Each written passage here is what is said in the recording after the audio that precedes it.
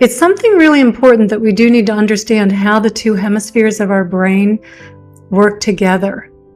And that when they're not working together, and as I'm going to help us to see that we have become very left hemisphere dominant, why this is so dangerous for our society, and it's so dangerous for us as individuals. And then at the end, to also bring just some tools out, some things that you can do that are really easy, really enjoyable, to help balance out the two hemispheres of our brain.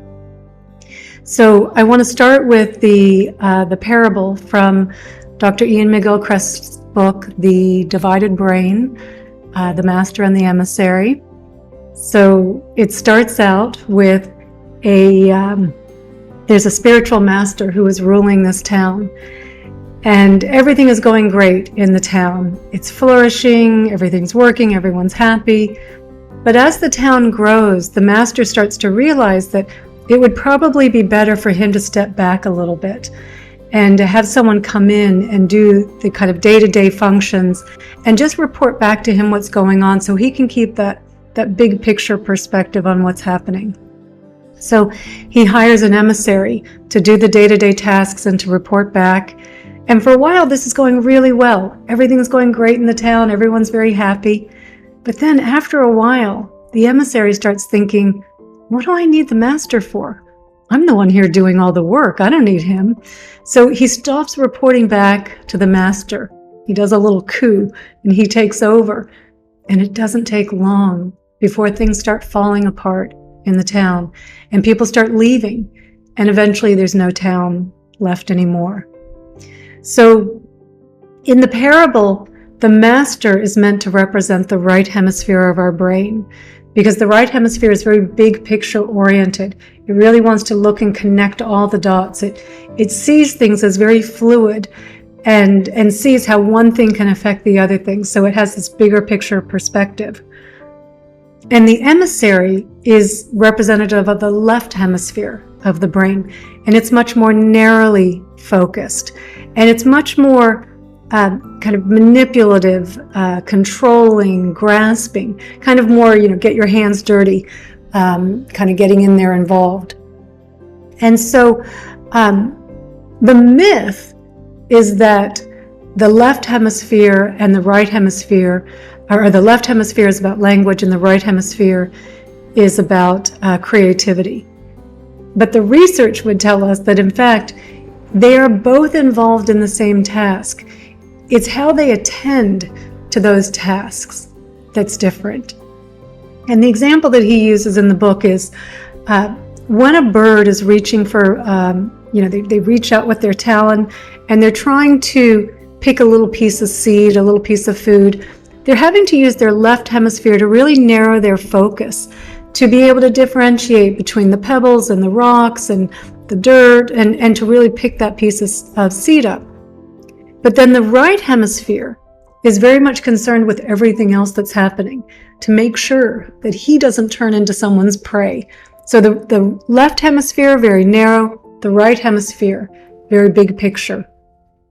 And with language, while language, speech, is in the left hemisphere of our brain, it's the right hemisphere that gives meaning, gives context to language. It's the right hemisphere that gets the punchline in the joke. It's the right hemisphere that that understands the meaning in poetry. It's the right hemisphere that understands when your partner through gritted teeth tells you that they're totally fine, that says, no, they're not. So your right hemisphere gives context and meaning to this. But we need both hemispheres of the brain to have a complete picture. And as the warning in the parable goes, the master understood that he needed the emissary. He knew that they were both needed. But the emissary didn't think he needed the master. And as Dr. McGilchrist says about the left hemisphere, it's not just that it doesn't know what it doesn't know. It doesn't want to know. the left hemisphere will dig its own grave until it is buried itself. And this is the danger for us, because we can clearly see how we have been manipulating the world, trying to control the world, trying to grasp and make the world what we want it without any thought for the consequences. That we extract oil and minerals and metals without any thought for the consequences. Wipe out forests, rainforests. Nary a thought. What could this mean for the future? Put toxins all over the crops of the food that we eat without questioning, could that possibly be unhealthy for us? And how we, with technology, it's so left hemisphere focused, drawing our attention into our little phones, our little screens. I get the irony here, we're on a screen, but we're bringing light to this. But how it brings our attention to social media, imagining that this is what our world is now, spending time here at the exclusion of real friendships, seeing people in person, having that connection, that meaning, of having all of our attention on games or our attention on every time we need help with customer service, we have to dial, and is it this, is it that? Oh, it's not that, it's something more nuanced. Left hemisphere is very black and white. You've got to fit within this mold. It's so frustrating when we have a problem that's very nuanced. We can't speak to someone. It's all very left hemisphere, drawing our attention in very narrowly. And in our politics, we are more divided than ever before. And on both sides, with all of the news sources that we have available today, we both go to our own sides to read news that keeps confirming views that we're already on board with. Because again, I don't want to know what the other side is. I don't want to know the bigger picture. Left hemisphere is right. It's very narrow. So we think that we're acting really rationally. We think that this is all logical. But then if we look at the consequences, the planet is dying. It's unhealthy at the very least. Our society is unhealthy. We are unhealthy, physically, mentally, emotionally. This is the result of all of our actions, of being a left hemisphere dominant society.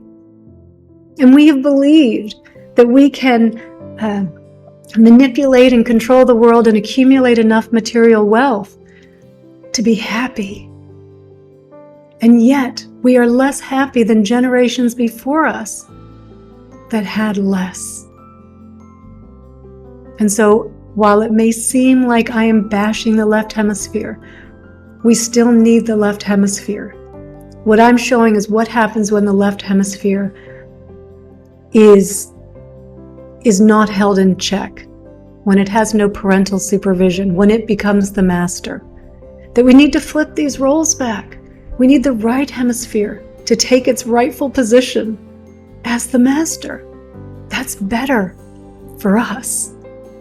And all the things that we can do, they're simple things. They're easy things that are very much aligned with our spiritual path in order to activate the right brain so that we bring more balance into the two hemispheres, so that we still have the left hemisphere. We don't want to get rid of it. We need it. But we need that bigger picture perspective as well. So one of the things that we can do is listen to music. Not a particularly unpleasant thing to do. Not listen to music while we're doing the dishes, while we're cleaning the house, while we're doing something. I mean, you can still do that. But just sit and listen to music and let the music really come in. And it opens something inside of us, right? It really opens up the world. Music has the potential to do that. Dancing also has the potential. So dancing with music. I do it all the time. I've said this for years. Sue, who was coming to my classes years ago down here, we would always dance before we meditated. Dancing is a wonderful way to activate the right hemisphere of our brain, to read poetry. Another wonderful way to activate the right hemisphere. And I know for myself, I used to think for the longest time I didn't like poetry because there's certain poets that I don't quite get. And that's okay, because I have found a lot of poets that I really do get. And so find the poets that work for you, because they say things in a way that language, again, we have that left hemisphere part of language. We need the right hemisphere that opens something up that we couldn't say in a straightforward way. Like poetry is the music of language, and it really points us right into where we want to go. So more poetry, comedy, laugh, right? Sophie knows I love putting on, I've given her, I think, a playlist of comedians before. Just put on some comedy, Jim Gaffigan, Nate Bargatze, like some good fun comedy, right? Listen, just laugh for a while, right? Gets that right hemisphere going. Meditate. That gets our right hemisphere going, because the left hemisphere, right, while we said it's language, it's not all language, we need the right hemisphere too, but it's speech and it's that chatter.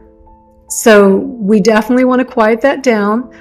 Meditation quiets that down. Mindfulness quiets that down. Being in nature, again, activates the right hemisphere, and also does quiet down that chatter. Looking up activates the right hemisphere. Looking up at the sky, looking up at the stars. Whenever we're having a problem, real or imagined, most are imagined, we are narrowly focusing our attention down, right? Oh, my little problem, my little world, what's going on? But when you look up at the sky, when you look up at the stars at night, it puts everything in perspective, and that's what the right hemisphere does for us. It puts things in perspective.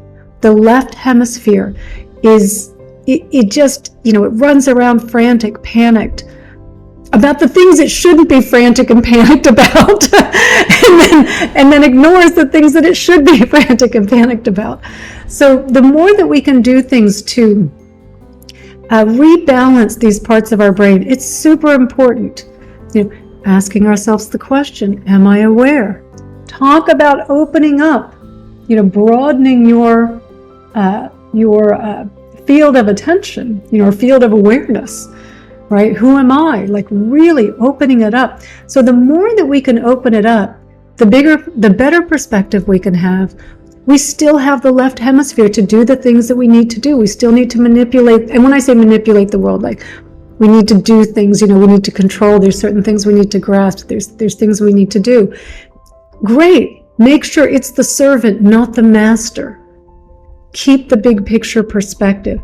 Do things to balance it out, because our society is so left hemisphere dominant, and we cannot deny the fact that what our society, the influence that it has on us with the different kinds of thoughts, the energy, the emotions, we just cannot help but let it come into us. So the more that we can do things to activate the right hemisphere so that we have balance, then this will change our individual responses. And the way we change the world is through individual responses. Don't wait for our political leaders. It's never going to happen. We've got to do it one person at a time. We've got to be the change that we want to see. And this is a really amazing way for us to get more balance in our own lives as individuals, but also to have it affect our society as a whole.